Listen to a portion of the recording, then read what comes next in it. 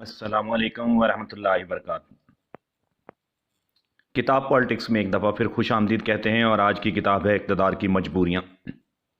اقتدار کی مجبوریاں جنرل اور chief of army staff Aslam Baig کی لکھی ہوئی کتاب ہے، جو انہوں نے کافی منتھ کی ایکسپلینیشن کے بعد کرنل اشفاق نے اسے مرتب دیا ہے۔ مرزا اسلم بیگ 2 اگست 1931 کو اعظم گڑھ میں پیدا ہوئے، اور اس کے بعد وہ پاکستان کے آرمی چیف بنے، جن کا دور 1988 سے 1991 تک ہے، جب جنرل ضیاء الحق ایک طیارہ حادثے میں شہید ہو گئے۔ کرنل اشفاق نے بہت زیادہ سوالات اور ڈسکشن کے بعد اس کتاب کو مرتب کیا۔ کتاب 347 صفحات پر مشتمل ہے، جس میں 10 بڑے چیپٹر ہیں، جس میں آرمی کے طریقہ کار اور انتخاب کے بارے میں لکھا گیا ہے کہ کس طرح ISSB میں آرمی کے نوجوانوں کو پرکھا جاتا ہے۔ کہتے ہیں کہ جب بھی آپ مشورہ دیتے تھے جنرل اسلم بیگ ضیاء الحق کو کہ آپ اقتدار سے الگ ہو جائیں، تو وہ کہا کرتے تھے اقتدار کی کچھ مجبوریاں ہوتی ہیں، اسی وجہ سے یہ کتاب کا یہ نام منتخب کیا گیا۔ یہ کتاب 2021 کے جون میں پبلش ہوئی اور اس نے تہلکہ مچا دیا۔ جنرل اسلم بیگ لکھتے ہیں، جنرل پرویز مشرف نے امریکی دباؤ میں آ کر ڈاکٹر عبدالقدیر خان پر الزامات لگائے اور ٹیلی ویژن پر ان سے معافی منگوائی، جبکہ ذمہ دار کئی اور مہرے بھی تھے۔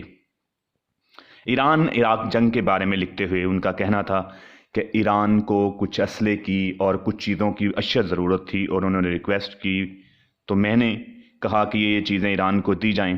ایرانی صدر نے بھی یہاں دورہ کیا، لیکن امریکی دباؤ پر ایران کو وعدوں کے سوا کچھ نہیں ملا۔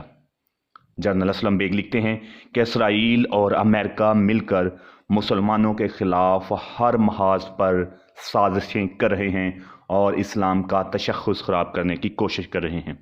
آگے جنرل اسلم بیگ لکھتے ہیں، 1964 میں لیاقت علی خان اور محترمہ فاطمہ جناح کے درمیان جو الیکشن ہوا تھا، محترمہ فاطمہ جناح جیت رہی تھیں، لیکن دھاندلی سے لیاقت علی خان کو جتوایا گیا۔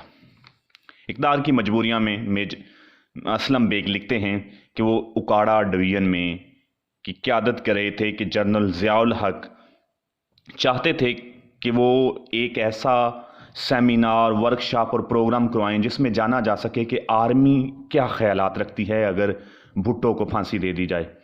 تو کانفرنس کے بعد، پروگرام کے بعد جب سوالات کا دور آیا، تو تھوڑا زیادہ تر جوانوں کا کہنا تھا تھوڑا بہت رد عمل تو آئے گا ہی آئے گا، لیکن اسے سنبھالا جا سکتا ہے۔ جب میری باری آئی تو میں نے صاف الفاظ میں کہا، بھٹو کو پھانسی نہیں دینی چاہیے، یہ ایک غلط فیصلہ ہے اور اس کے سنگین قسم کے نتائج ہوں گے، اور سندھ اور پنجاب میں غلط فہمیاں بڑھیں گی۔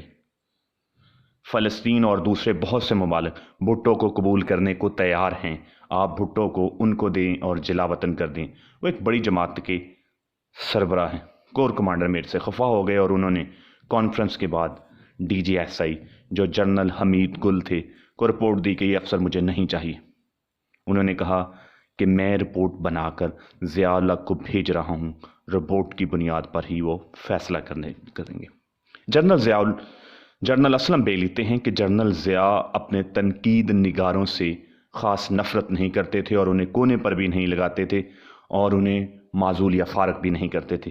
انہیں اپنے آس پاس رکھتے تھے تاکہ ان کی صلاحیتوں سے اور دور اندیشیوں سے فائدہ اٹھایا جا سکے۔ جب 1985 کو جنرل ضیاء الحق ایک نیا سیاسی نظام لانا چاہتے تھے، تو انہوں نے مجھے، جنرل اسلم بیگ کو اور حمید گل کو ایک ذمہ داری سونپی، اور انہوں نے کہا کہ آپ رپورٹ بنا کر مجھے بھیجیں کہ کس طرح کا سیاسی ڈھانچہ لانچ کیا جائے۔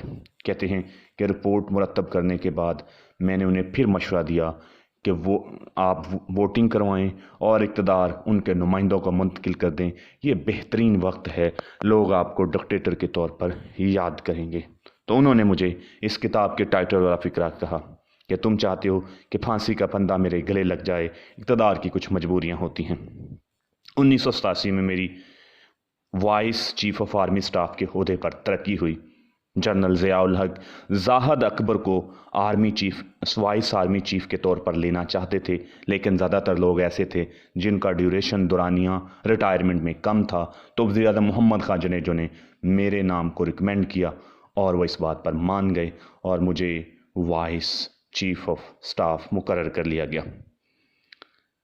ये इक़्तिदार की जो मजबूरियां हैं, इंतहाई खूबसूरत और मॉडल किताब है, जिसमें ये दिखाया गया है कि सियासतदान किस तरह से इक़्तिदार की मजबूरियों की वजह से हमारे कौमी मफादात को दाव पर लगाते हैं, और जिसकी वजह से कश्मीर, फ़लस्तीन, इराक़ और इस जैसे और मासूम लोग जो पिस रहे हैं, इनके बिहाइंड इक़्तिदार की मजबूरियां ही आती हैं।